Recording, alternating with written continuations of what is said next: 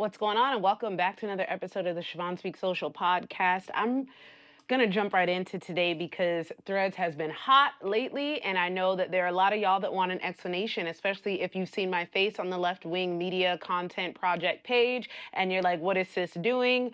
I want to clear the air, and I also want to teach. I want to help.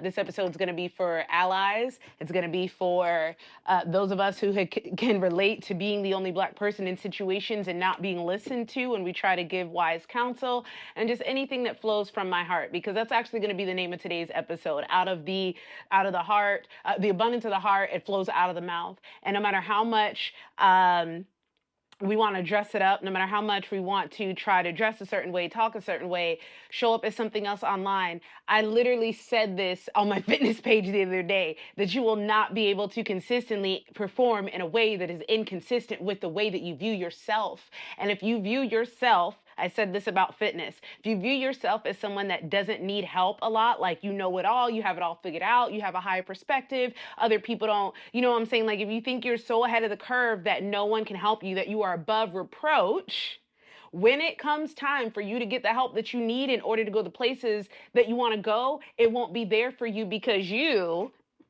are consistently performing in a way that is consistent with the way that you view yourself, which is that you don't need help. And when you're an ally, one of the first things that you need to embrace, and this is for everybody, guys, before I even begin, hi, hello, I'm the founder and owner of Mind and Body Fitness. I'm soon to be one of the first owned Black female gyms here in Castleberry. I know there's a female owned one, but Black owned. And guys,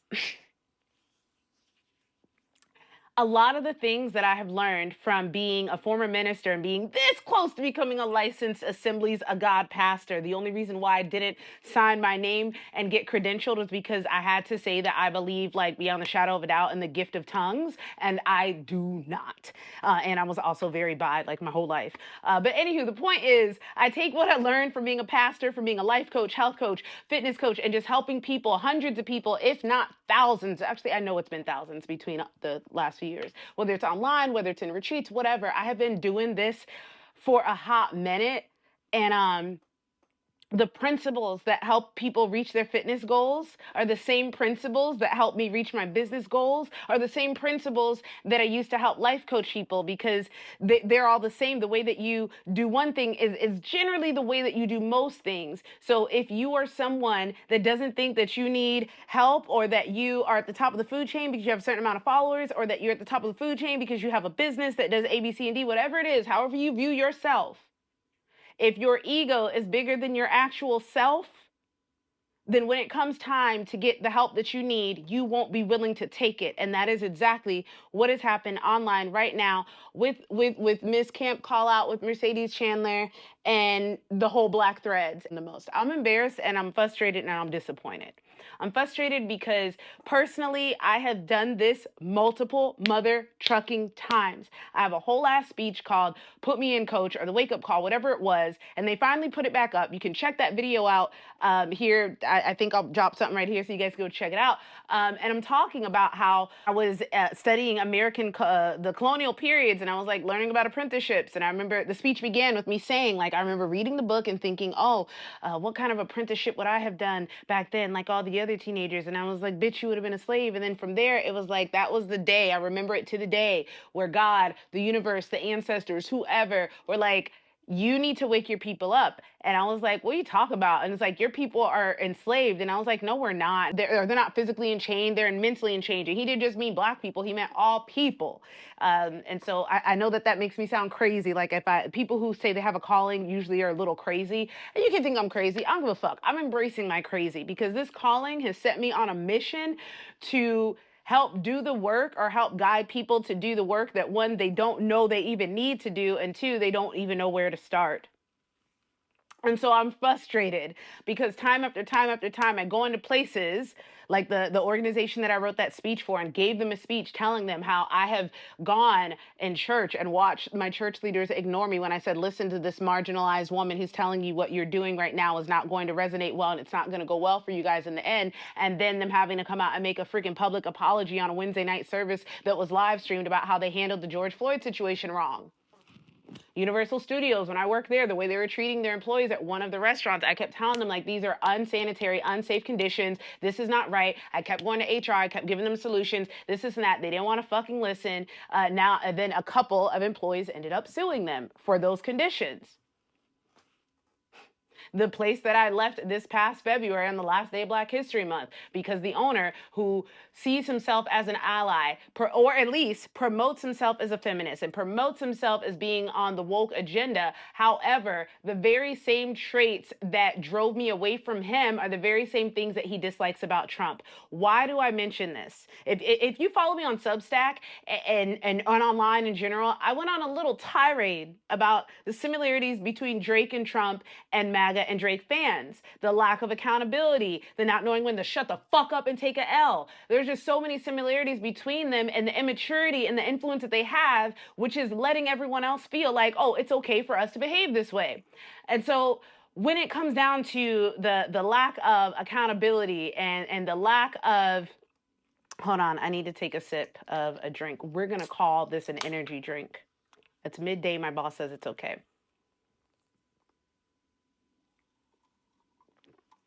Oh shit, these were cold. Hold on, I'm gonna put the rest in the fridge. Really forgot I was still recording. Okay, so when it comes to this inability to be able to take constructive criticism or take a L, if you follow me, I have been talking about this stuff for a long time, or a lot, especially during this year. And to see how, what's the best way to say this? Hold on, we're stripping. We are stripping. And I'm also going to put my watch right here because my watch allows me to see myself. My other phone was supposed to be doing that, but it has failed me, as it often does. Okay. Oh, wait, I got to put this here. I also lost track of what I was talking about. Let's be real.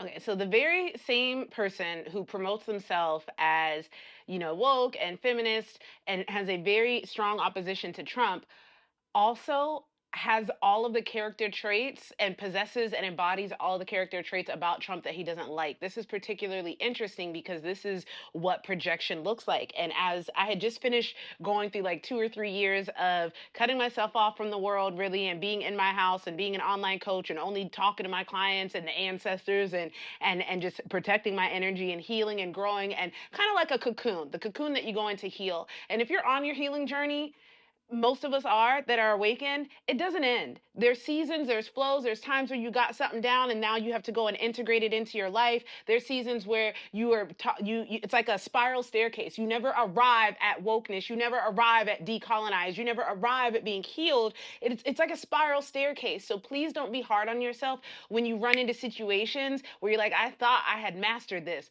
Well, you probably did, but now this is the same challenge, but on a different level because you were on level 1. Now here's the same challenge on level 3. Okay, so with that said, we can often, shit, I just talked myself into a spiral staircase. I hate it when I do that. Projection. I was in a cocoon, and when I came out of the cocoon, everything that I had healed from, patriarchy, misogyny, sexual harassment, inappropriate, like just all the things that, one, I left corporate America for, exploitation, stuff like that, I got to experience again firsthand, but through the eyes of someone who called themselves an ally. Now, hear me out. I'm not trash talking this person's business. I'm not saying that they are a bad business owner. I'm not saying that they do anything corrupt. I am saying that as someone who was very vocal about being an ally, like to the point where the female and male restroom door thing, it had a male right here, no, it had a male right here and a female on it. Like we were stepping on the men. So every time we take somebody on a tour through the gym, we'd be like, oh yeah, the owner is a feminist and da da da. And then we also have the women's bathroom like in the front room and the men's facilities in the back and on the side room. So it's kind of like I put women first.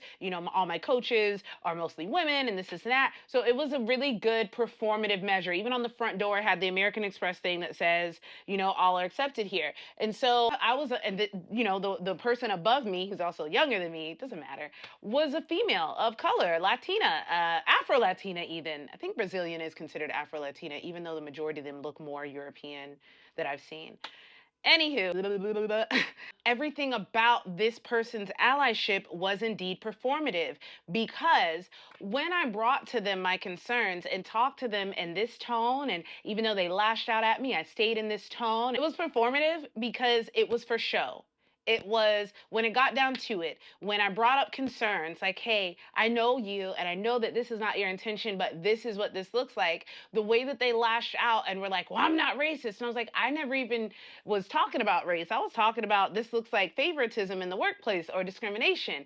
And some people that are not like me might take it that way. So because I care about you and because I want your business to grow because you have helped me, here is this my wisdom. I may not be able to repay you in money because you are paying me to do a job, like, and that's not the relationship we have, but I'm going to give back to you to help your business because you are letting me, I'm growing in my skills working here. I'm growing in my, getting my name out there. So this was me giving back. This was not me trying to throw shade. This was not me trying to be jealous. Genuinely having a pure heart and wanting to, not Jim Rohn, Zig Ziglar said, if you help enough people get what they want, you'll get what you want. That is of the persuasion that I am in.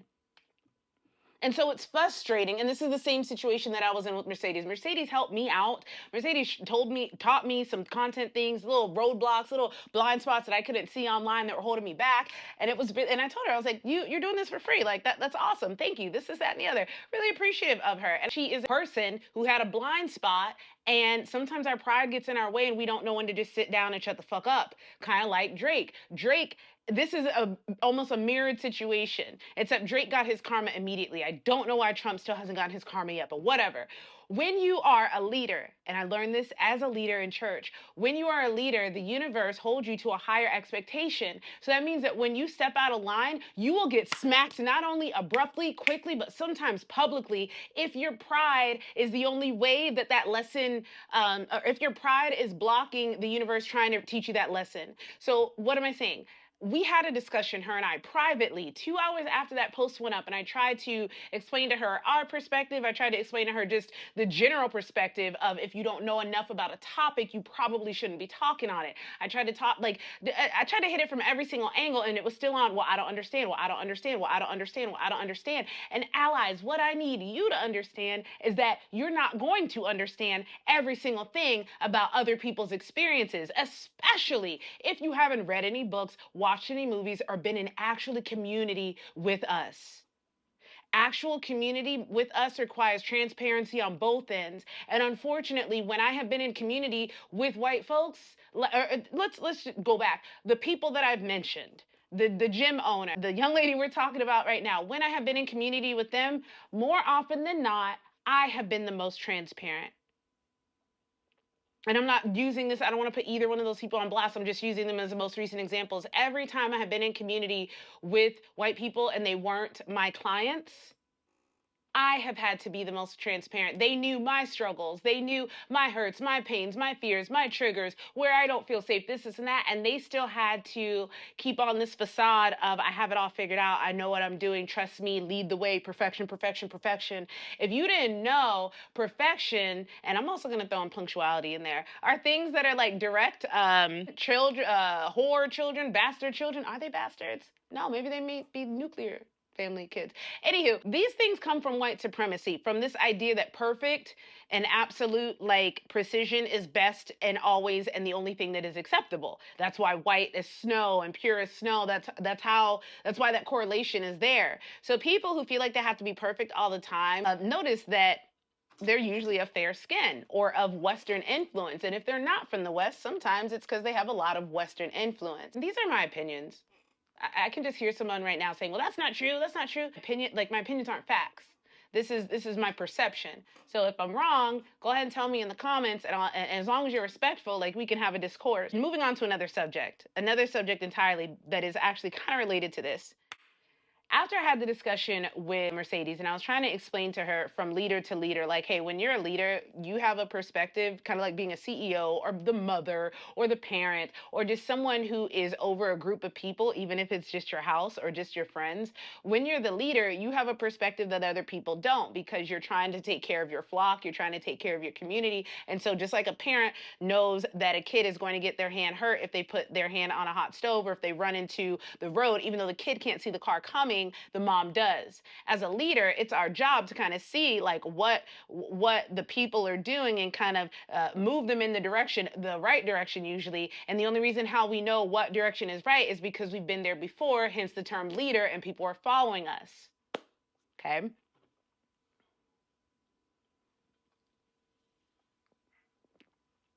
When you lead, you have to understand that usually, and not always, the people that you're leading don't have the same perspective as you. They just don't. They can't. Either because they haven't been in your situation before or they don't want to be. But either way, the point is like when you're a leader, you have to understand that the people that you're leading, they're following you for a reason. And it's not necessarily that they're not as smart or as educated, but they're following you for a reason.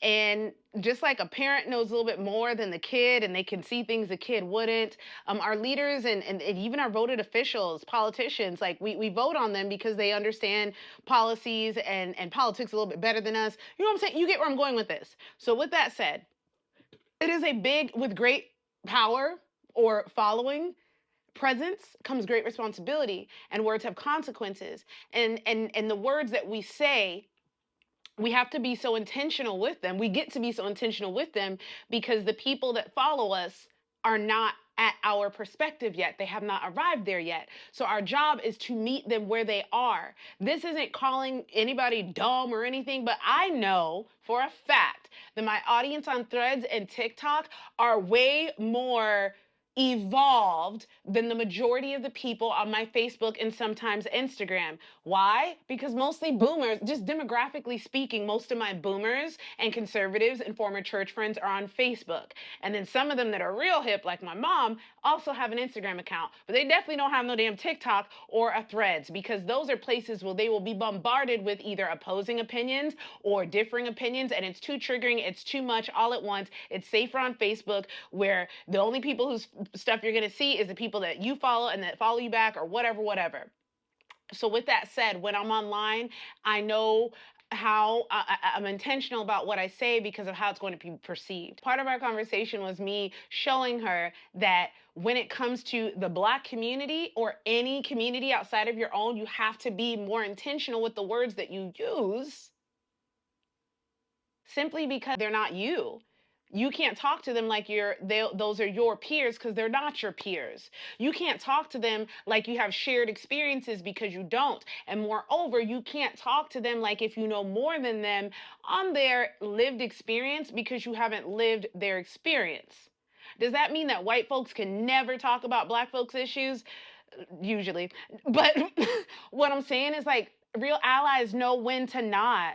I have so many white friends who don't comment on stuff that they know doesn't apply to them, or they comment to ask questions, not to interject or to teach a lesson or to humble or whatever. Am I saying that Black women can't be critiqued online or ever be wrong? No, this isn't farther from the truth. And so that's where we're getting led into this next part, where I was trying to explain to her that, like, you got to understand your audience. You got to understand where they're coming from. And if you understood the Black experience and if you understood where we're coming from, twisting your lips up to, or your fingers to type something up like that would never, you'd be like, yeah, no, that's crazy. And if your goal is to promote more diversity within your organization, that's a no. That's politics. Like, that's just politics. And I understand where she's coming from. She's tired of the infighting amongst the left. So the fuck am I. But I also understand that if we are going to build community, these fights are going to happen. Family even fights.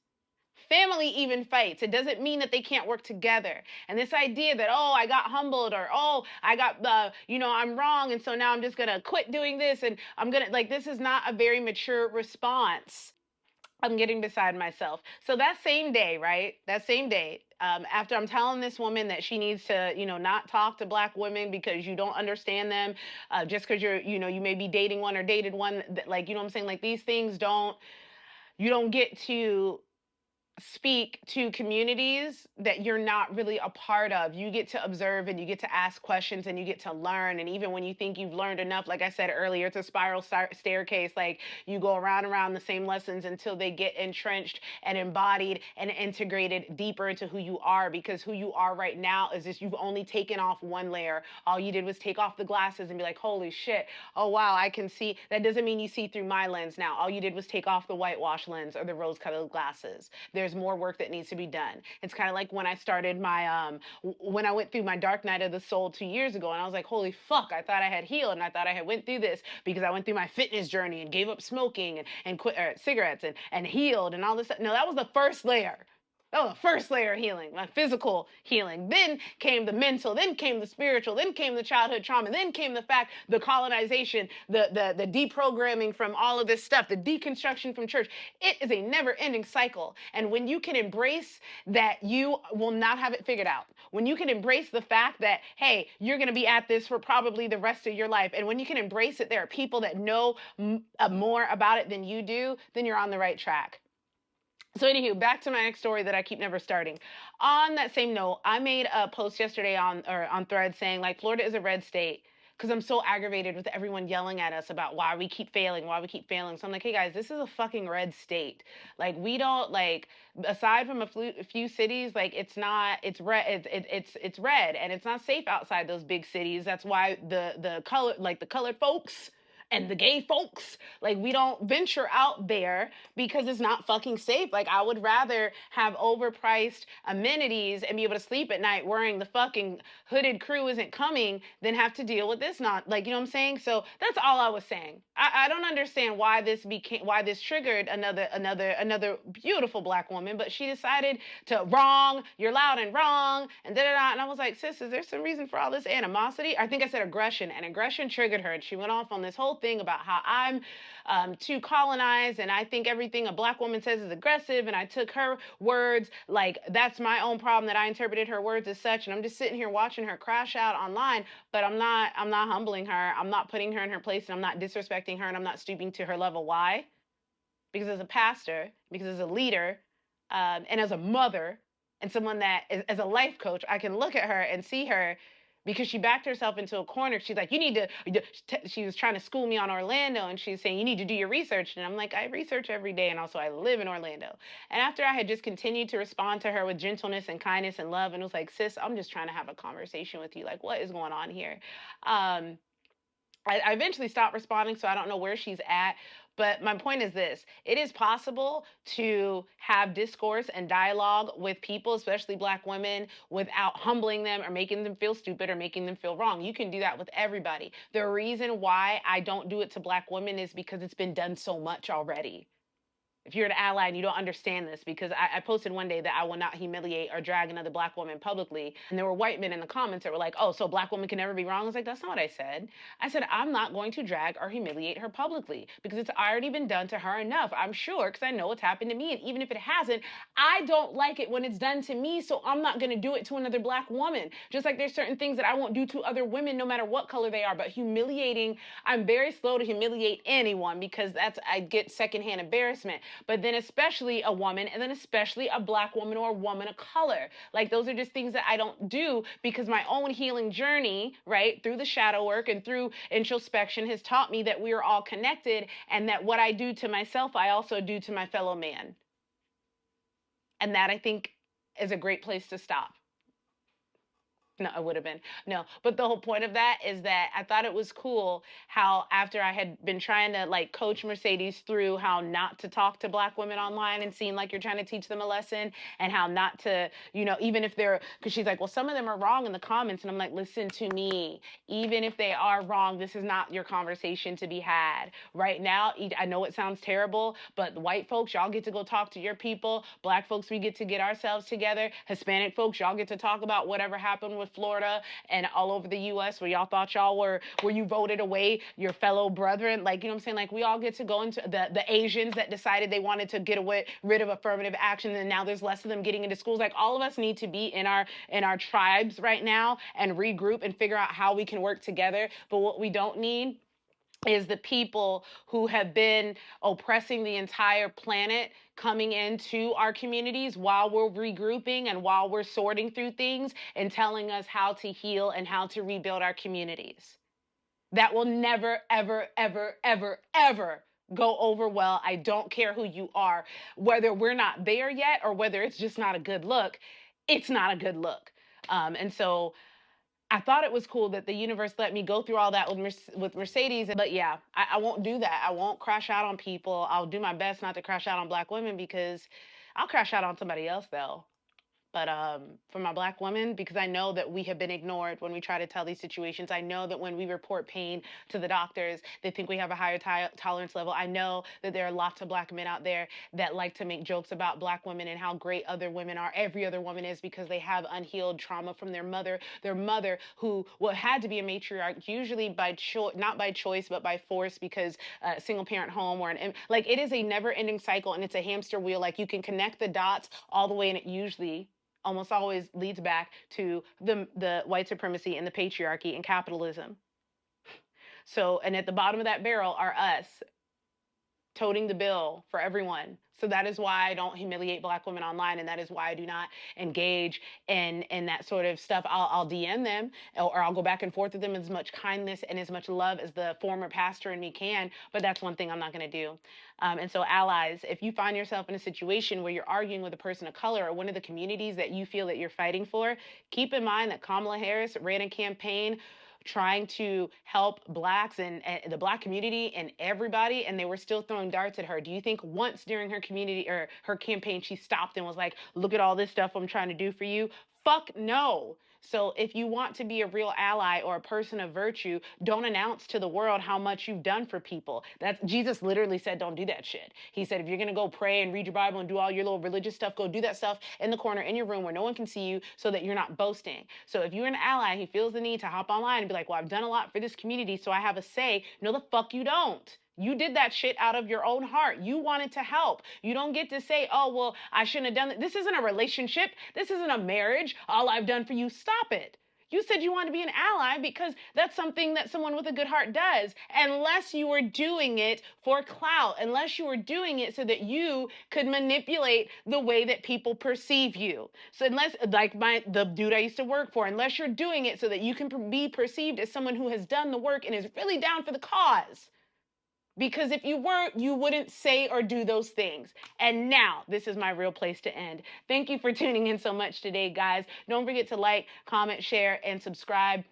I would love to hear y'all's feedback in the comments, because I know that this was a hot topic, and I have ADHD, so sometimes I'm all over the place. So I want to thank you for being patient here with me. And until next time, I will see you guys on the Siobhan Speaks Social podcast.